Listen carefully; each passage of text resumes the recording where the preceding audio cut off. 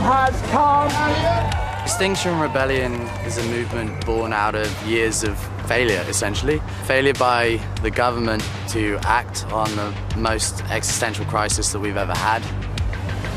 Extinction Rebellion shot to global infamy in April when protesters shut down parts of central London for days. Rebellion! The group claims to have thousands of members across Australia. They've carried out protests from Perth to Brisbane, supergluing themselves to the road and regularly disrupting traffic. This is the greatest issue that humankind is facing. We're facing complete societal and ecological collapse. It appears to be willful and deliberate to try and disrupt the activities of ordinary citizens. It's escalating. This week, Extinction Rebellion is protesting in 60 cities across the world, promising they'll be the most disruptive yet. Today, large rallies were held in Sydney and Brisbane, with multiple arrests. We take no pleasure in disrupting individuals' lives, stopping people getting to work, but we recognise that for decades, protests, petitions, everything else that's been tried has not worked. Don't you risk alienating the public that you're trying to win over? We don't need everybody to join us though, and we can't be ignored. We won't be ignored. I recognise the right of Extinction Rebellion and their supporters to have a particular political view, but they have no right to impose those political views on the vast majority of other Australians who do not support their position. Yeah, and we don't have to go around all four. At this Brisbane warehouse, members are meeting in secret. They're practising using bike locks to chain their necks to barricades, a new tactic they've copied from the unrest in Hong Kong. We've got barricades that have recently been used in Hong Kong. They saw this sort of technique. So we're going to try out what's been happening in Hong Kong. They cable tie street barricades together. You can go get a $40 bike lock. This is a really accessible thing. I think that would be very disappointing if people were to behave that way. I think the issues in Hong Kong and the issues in Australia are probably different. The fact is that is having, we can all see that is having a significant impact on Hong Kong. The next morning, the protesters try out the new tactics in the heart of Brisbane's business district.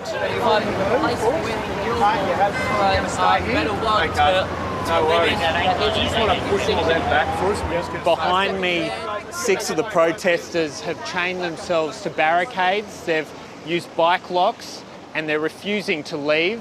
The police are now working out, because they're refusing to leave, how to safely get them off that, whether they need to cut them free. In the meantime, the protesters have shut down Eagle Street, one of the major thoroughfares in the city. A lot of important government and business offices here. The public doesn't seem to be impressed. Yeah, who bloody cares? Look at the bloody traffic. It's crap. Absolute crap. They've got no idea what really goes on. None at all. The police quickly cut each protester free and arrest and charge them. The disruption is over in less than an hour. Protester Connor Brooks is a university student majoring in environmental science. Lobbying politicians has never worked, really. We've signed petitions, sent emails, sent letters, called our politicians, and nothing has changed, so we're taking it to the front line. The protesters claim Australia isn't pulling its weight in addressing climate change. Amongst Extinction Rebellion's ambitious demands, calling for the Morrison government to declare a climate emergency, a rapid transition away from coal, and reducing emissions to zero by 2025. We are not on track to meet any kind of target that will essentially get us out of this mess. Emissions are going up.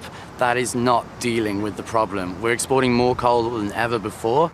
Well, effectively what they're asking for is that government should succumb to blackmail, and so that any particular group with a handful of members should somehow be able to dictate to an elected government what should happen, because otherwise I'll do certain things. Well, of course we're not going to succumb to such ridiculous threats.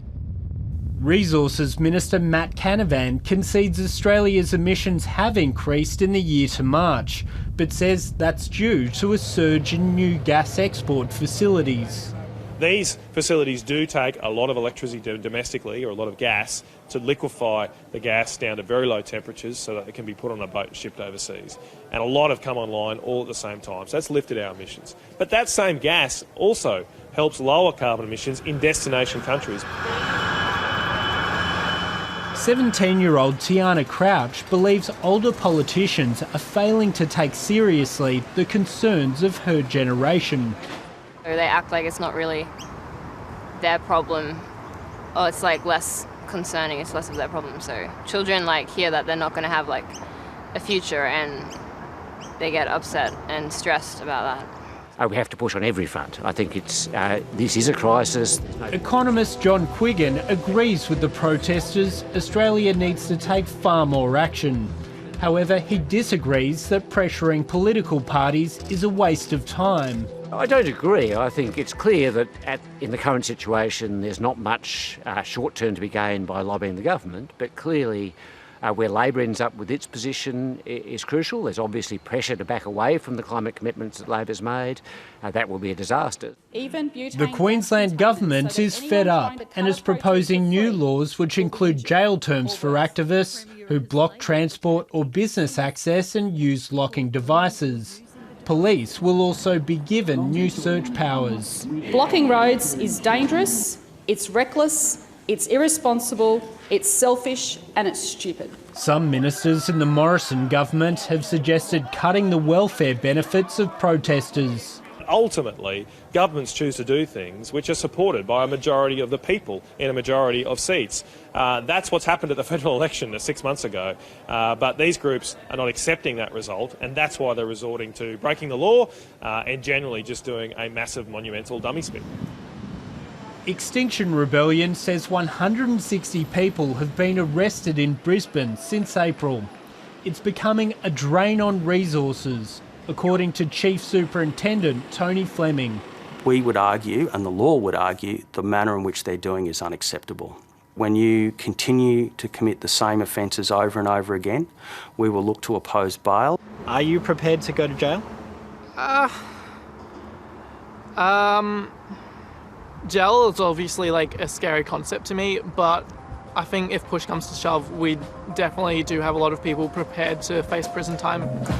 I think that's the ideal head height. But the young protesters are vowing to push on, setting up more disruption on the city streets. We're going to keep going until it's done and dusted, or until we've failed, which will be some years before we've decided. So yeah, people aren't giving up on this one. Hi, I'm Lee Sales. Thanks for watching this story. If you'd like to watch more of 730's stories, they are on the left of your screen. And tap on the button below to subscribe and get the latest from ABC News.